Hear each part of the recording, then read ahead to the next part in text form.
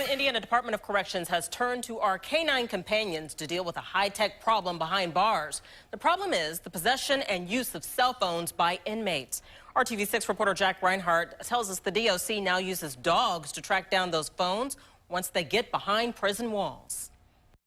The Department of Corrections can erect fences, string razor wire, and build prison cells, all to monitor the whereabouts and the activities of the inmates.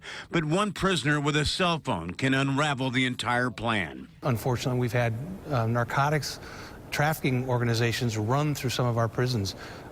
Sometimes offenders order hits against other people, or they'll use it to conduct other criminal activity. The Department of Corrections now uses dogs to combat the problem of illegal possession and use of cell phones inside the prisons. The dogs have been trained to sniff out the batteries and other electronic components and alert prison officials to their location.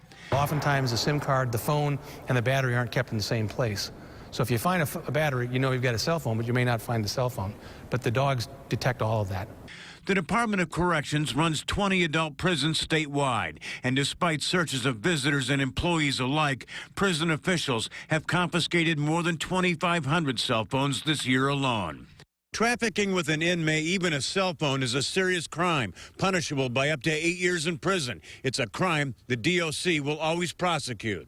Despite our best efforts in terms of searching people when they come in, we know they're still coming in. So that's why we have to go in on the back end and find them once they're inside, because we know they're getting in. For now, the Department of Corrections has cell phone sniffing canines in only 2 prisons.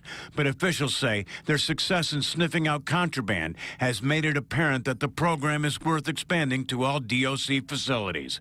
In Plainfield, Jack Reinhardt, RTV6. Only a few years ago, the Indiana legislature passed a law making possession of a cell phone by an inmate a Class C felony.